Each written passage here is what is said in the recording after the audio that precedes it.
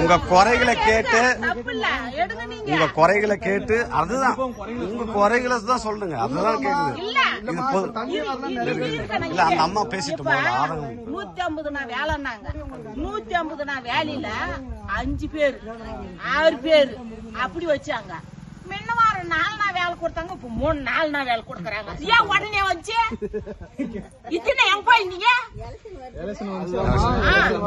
ஓட்ட வாங்குறதுக்கு இந்த நானும் சொல்றேன். அது மாறட்டும், வாய்ப்பு கொடுங்க. நாங்க வந்தா கண்டிப்பா மாத்தி செய்வோம். இவங்க சரியில்லை தான் நாங்க வந்திருக்கிறோம். சரிங்களா? நீங்க நம்புங்கன்னு தான் நாங்க கேக்குறோம்.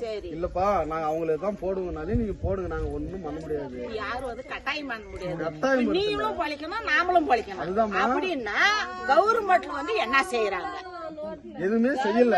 அதனாலதான் நாங்க வந்திருக்கிறோம். நாங்க செய்வோம், நம்புங்க. தம்பி நாம கட்சி வந்தா நீங்க 100 நாள் வேலை திட்டத்துல என்ன செய்வாங்கன்னு சொல்லுங்க. ஒரு உதாரணம் எல்லாரும் ஒவ்வொருத்தர பேசு. இல்லம்மா ஒரே நிமிஷம் கேட்டுக்கோங்க. எங்களுக்கு 2-3 ஏக்கர் நான் கேட்டுக்கங்க. முக்கியமான இது செய்தி சொல்றேன். கலக்கா போடுறேங்க. நிறைய டைம் வந்து பாத்தீங்கன்னா கூலியால் வர்றதில்ல. இதுக்கு 10-20 நாள் உட்காந்து செஞ்சு ஓடா போறாங்க. சரிங்களா?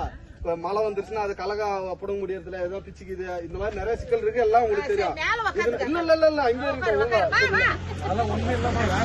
ஆமா இந்த சிக்கல் இருக்குமா?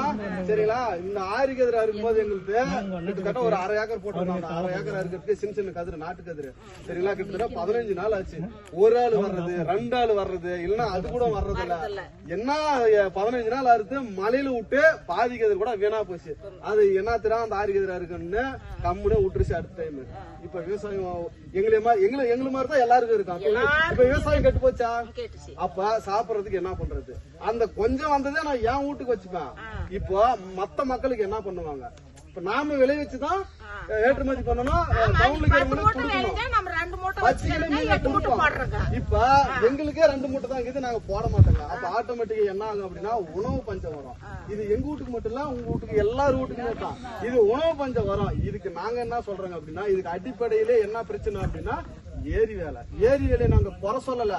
எந்த இடத்துல குறை சொல்றோம் அப்படின்னா, உதாரணத்துக்கு உங்களுக்கு தெரியும், எங்க அம்மாலும் ஏரி வேலைக்கு போது இதே சிக்கல் தான். அங்கேயும் எங்க அக்காலும் ஏரி வேலைக்கு போது இதே சிக்கல். எங்க அக்கா ஏரி வேலை இழந்துருவா.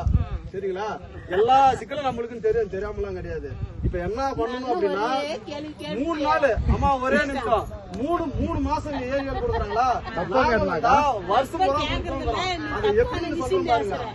இப்போ எனக்கு 10 ஏக்கர் நிலம் இருக்குது. கரும்பு வாழை போட்டுருங்க. அது வேலை செய்யறதுக்கு கூலியால் இல்லை.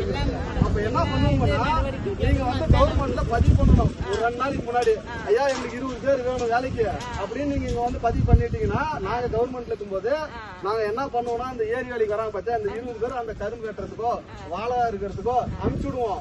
நீங்க அங்க போய் அங்க வேலையை செய்யணும். சரிங்களா? செஞ்சீங்க அப்படின்னா அந்த ஓனர் இருக்கிறாங்க 10 ஏக்கர் நிலம் ஓனரு, அவங்க ஒரு கூலி கொடுப்பாங்க. 300-400ன்னு வேலைக்கு அந்த கூலி கொடுப்பாங்க. சரிங்களா? நீங்க அந்த காசை வாங்கிட்டு வந்துட்டு இங்க கவர்மெண்ட் வச்சிருக்கு பாத்தீங்களா ஏரி வேலைன்னு சொல்லிட்டு, இங்க வந்தீங்கன்னா இங்க 200-300 தரும். அப்ப இங்க 300 மொத்தம் 600 அந்த கூலியா இருக்கு. உங்களுக்கு 600 காசு வந்த மாதிரி ஆச்சு. இப்ப அந்த 10 ஏக்கர் வச்சிருந்து வேலை ஆன மாதிரி ஆச்சு. இப்ப புரியுதா? அந்த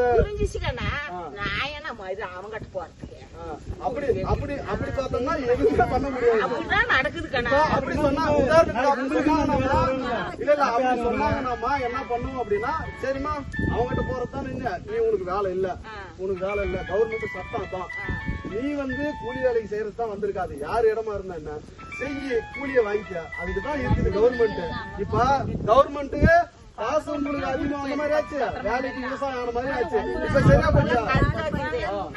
தம்பி குத்தகை எடுக்கிறதும் சொல்லிடு. குத்தகை எடுக்கிறதும் நில உரிமையா இருக்கும். இப்ப நிலம் குத்தகை எடுக்கிறதுமா, உதாரணத்துக்கு இப்ப நீங்க ஒரு 50 ஏக்கர் வச்சிருக்கீங்க, 10 ஏக்கர் வச்சிருக்கீங்க, உங்களால விவசாயம் செய்ய முடியல, இல்ல சிரமமா இருக்கு, ஆள் வரமாட்டேங்கிறாங்க அப்படின்னா கவர்மெண்ட் அது குத்தகைக்கு எடுக்கும். 10 வருஷத்துக்கு 20 வருஷத்துக்கு 25 வருஷத்துக்கு. இப்ப எடுக்கிற மாதிரி சும்மா வெறும் 10,000 ஏக்கருக்கு 20,000 அப்படிலாம் கிடையாது. உண்மையிலேயே அதுல நல்லா விளையும், கரும்பு விளையும், வாழை விளையும் அப்படின்னா அதுக்குண்டான காசு கண்டிப்பா கவர்மெண்ட் கொடுக்கும். கவர்மெண்டே கரும்பை விளைவிச்சு வாழையை விளைவிச்சு கவர்மெண்டே ஏற்றுமதி பண்ணும். அமெரிக்காவில பாத்தீங்கன்னா ஒரு வேப்பம் குச்சிமா நம்ம பல்லு விளக்குறோம் பாத்தியா, இவனுக்கு ஒரு வேப்பம் குச்சி பாத்தீங்கன்னா 1000 ரூபாய் 500 ரூபாய். புரியுதுங்களா? இங்க நம்மளுக்கிட்ட இருக்கிற ஒரு அந்த மகத்துவம் வெளிநாட்டுக்காரங்கிட்ட இருந்து நம்மளுக்கு தெரியறது இல்லை. அதே மாதிரிதான் குடிக்கிற காலைல கஞ்சி குடிக்கிறேன்னு பாத்தீங்களா, கஞ்சி தண்ணி வடிக்கிறது, அந்த கஞ்சி பாத்தீங்கன்னா சத்து டானிக்குன்னு அமெரிக்கால ஒரு லிட்டர் பாட்டில்ல 1000 ரூபாய் 500 ரூபான்னு விற்கிறான். இங்க நம்ம கஞ்சி தண்ணி கீழே எடுத்து ஊத்தி போட்டு டீ குடிக்கிறேன்னு காலையில விஷத்தை குடிக்கிற மாதிரி குடிச்சு கிடக்குறேங்க. டீ தூள போட்டு போராத்தி ஏமாத்தி நம்ம கிட்ட இருக்கிறதுலாம் இதெல்லாம் எவனா குடிப்பானா, இதெல்லாம் எவனா பண்ணுவானான்னு நம்மள மூல செலவு பண்ணி உலகில் ரீதியா நம்ம அடிச்சு தள்ளிவிட்டு ஊர்ல 3/4 பேருக்கு சக்கரை வியாதி. ஆமாவா இல்லையா?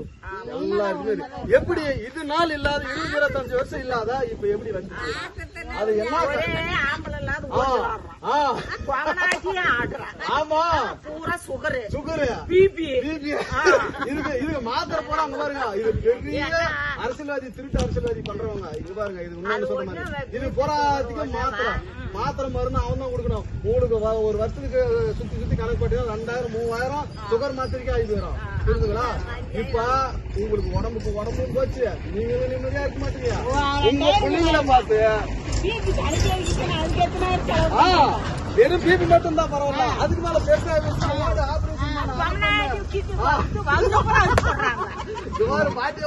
உண்மை இல்லையாமா? இதெல்லாம் எங்களுக்கு தெரிஞ்சு போயிருந்தா கத்துறங்க மண்ணில வச்சுக்கிட்டு உங்களுக்கு புரியுதா இல்லையான்னு எங்களுக்கு தெரியல. விட்டுறாதீங்க. நம்ம காசெல்லாம் கொடுக்க பேசுவேனா எங்க அம்மா மாதிரி எங்க பாட்டி மாதிரி எல்லாருக்கும் இந்த சிக்கல் இருக்குது. இவங்களுக்கு புரிய மாட்டேங்குது. இவங்களுக்கு எப்படி நாம சொல்லி புரிய வைக்கணும்னு ஆதங்கப்படுறேங்க.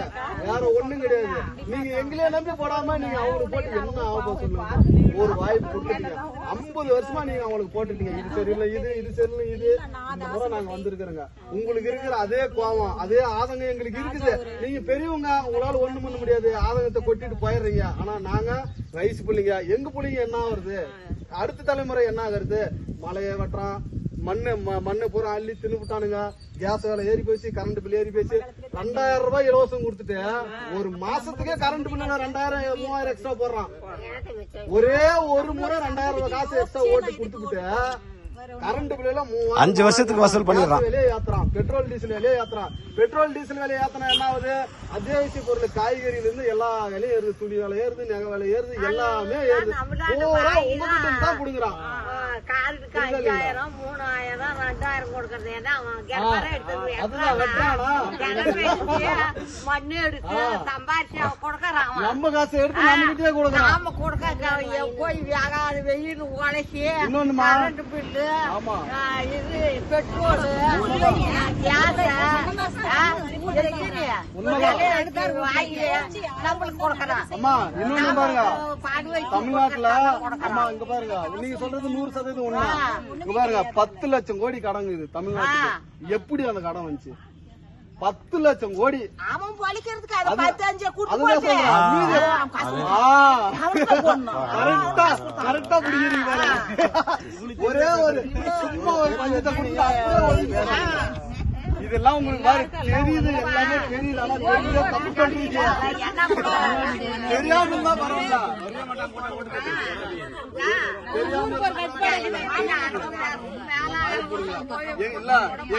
எங்களெல்லாம் பார்த்தா அரசு பேசுவாங்களா? அப்படியே கார்ல 50 கார் 20 கார் உடம்புல வரும், பட்டாசு வெடிவாங்க, போய் பேசிடுவாங்க.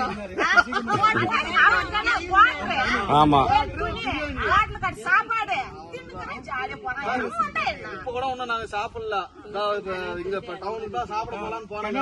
உங்களை எல்லாம் பார்த்து ஒரு 2 ஓட்டு வந்துச்சுன்னா 2 ஓட்டு வந்து குருவி சேர்க்கிற மாதிரி சேர்த்துட்டு ஒரு ஓட்டா அது எங்களுக்கு 2 ஓட்டு பெரிய ஓட்டு.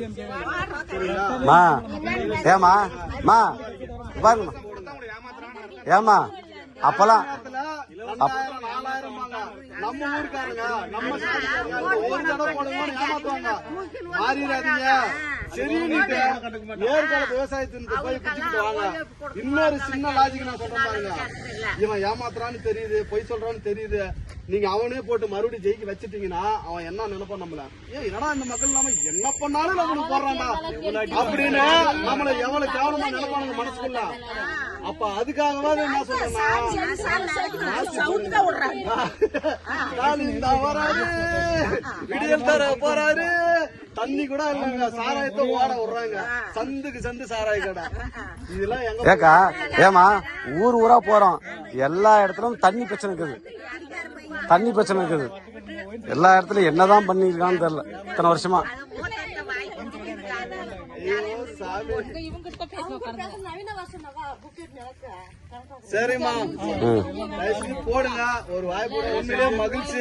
நீங்க போட்டாலும் போடலாலும் மகிழ்ச்சி.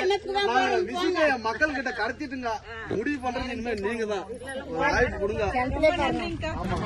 அது கடந்துட்டு போதுங்க, அது ஒரு பணம்